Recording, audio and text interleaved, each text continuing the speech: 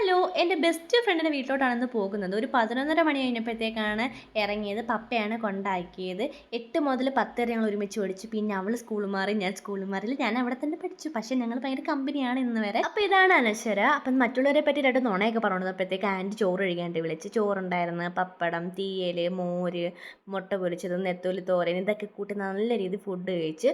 അപ്പോൾ അനശ്വരയ്ക്ക് വീടിൻ്റെ അടുത്ത് തന്നെ ഒരു കടയുണ്ട്. അപ്പോൾ കടയിൽ നിന്ന് ഞങ്ങൾ ബിങ്കോയും 50-50 ഒക്കെ അടിച്ച് മാറ്റി അവളുടെ ചേച്ചിയുടെ വീട്ടിൽ വന്ന് അവിടെ ഇരുന്ന് ഞങ്ങൾ നാഗേന്ദ്രൻ ഹണിമൂൺസും കണ്ടുകൊണ്ട് കുറിച്ചുകൊണ്ടിരിക്കുമായിരുന്നു. ഞാനിത് ഓൾറെഡി കണ്ടായിരുന്നു, പക്ഷേ എനിക്ക് ഈ സീരീസ് ഭയങ്കരമായിട്ട് ഇഷ്ടപ്പെട്ടു. അങ്ങനെ ഞാൻ അവളുടെ കൂടെ ഇരുന്ന് ഒന്നുകൂടെ കാണുവാണ്.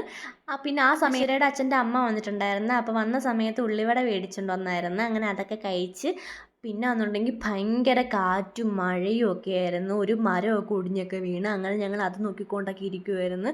പിന്നെ പക്ഷെ പെട്ടെന്ന് മഴയങ്ങ് പോവുകയും ചെയ്ത്. അങ്ങനെ അനശ്വരയുടെ ചേച്ചിയുടെ മോളെ വിളിക്കാനായിട്ട് അനശ്വരയുടെ അച്ഛൻ പോയിട്ടുണ്ടായിരുന്നു. തിരിച്ചു വന്ന സമയത്ത് നല്ല ചൂട് കപ്പലണ്ടിയൊക്കെ മേടിച്ചിട്ട് വന്നായിരുന്നു. അങ്ങനെ അതൊക്കെ കഴിച്ച് ഞങ്ങൾ കുറേ സ്നാപ്പും പിന്നെ സ്നാപ്പിനകത്ത് കുറേ ഫോട്ടോസും കാര്യങ്ങളും വീഡിയോസും ഒക്കെ എടുത്ത്.